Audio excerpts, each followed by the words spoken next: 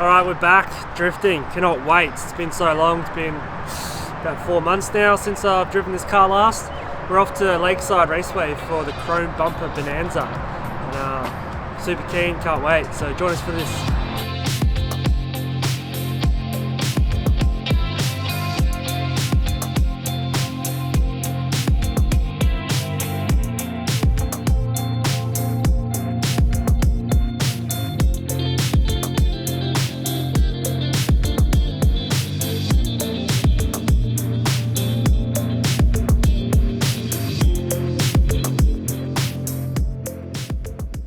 So we're on board, yeah! Hi! So we've made it to Lakeside. We've met up with Matt, Billy, the clown. Ready to shred some tyres. We've also got Kent with his new Commodore. Piece of junk. And yeah, pretty keen. It's been a while. Last event was ages ago here. Yeah, well, My last event. About 3 events, three months ago, wasn't it? Yeah. So we're back. Might be a bit rusty, but still better than the old boy here. Well, it isn't rusty though, seriously. Oh. Always an excuse. Anyway, join us for this.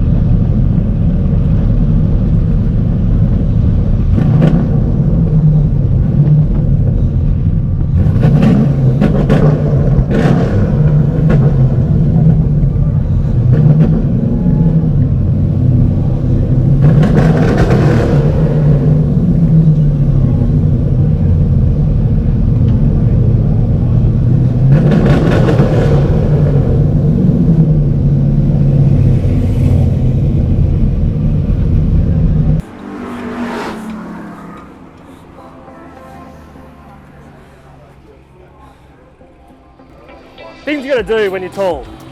But we just wanted to ask Matt a few questions about his awesome Camaro he's got, just a basic rundown, let you guys know what the ins and outs of it are. So, engine-wise, what is it? Yeah, so I tried to go complete one-off. The engine's a Chevy NASCAR, a double NASCAR engine. And I tried to go something really different. It was the first one in the world.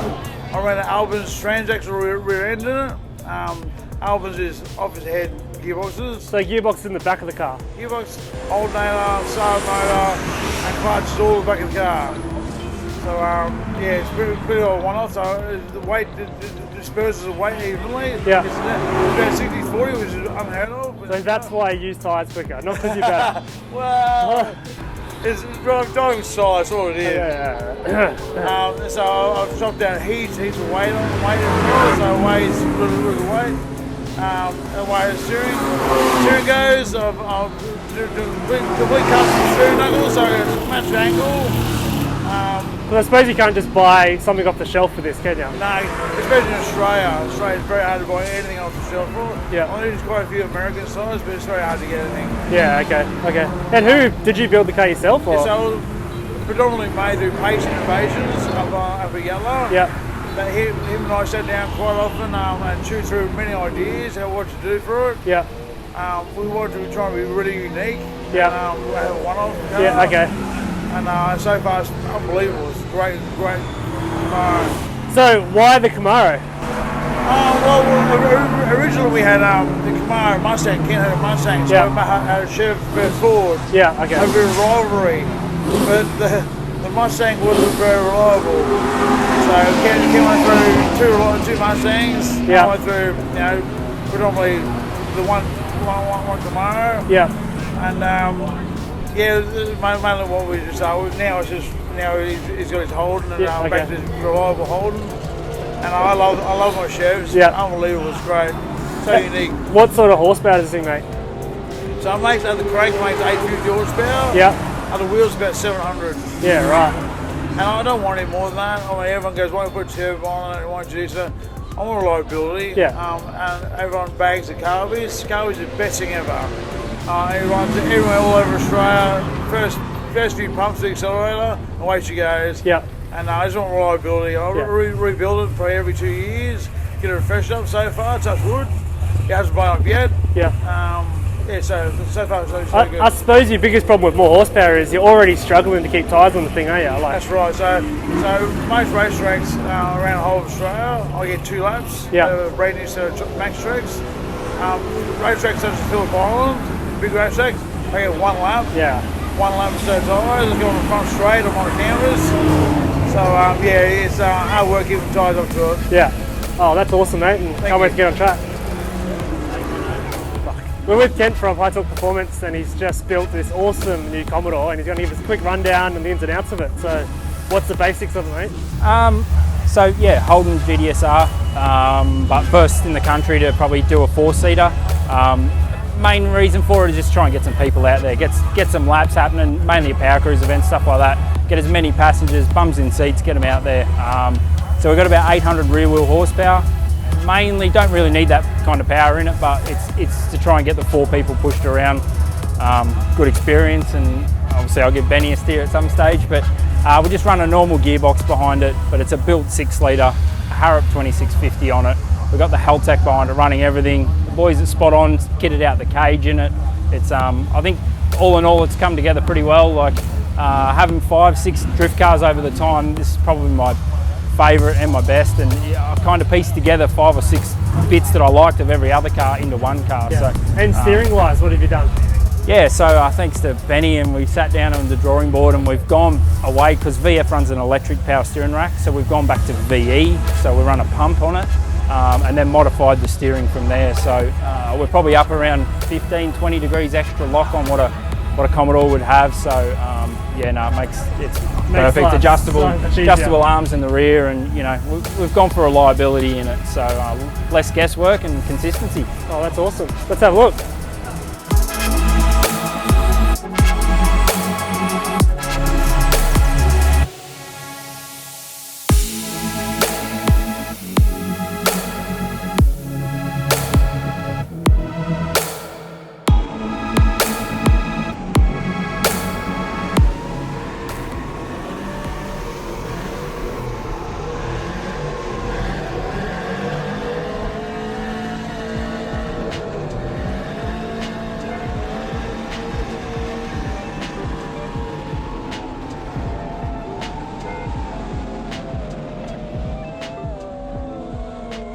So we just got done with our first show. It's unreal. It's so good to be back behind the wheel of this thing.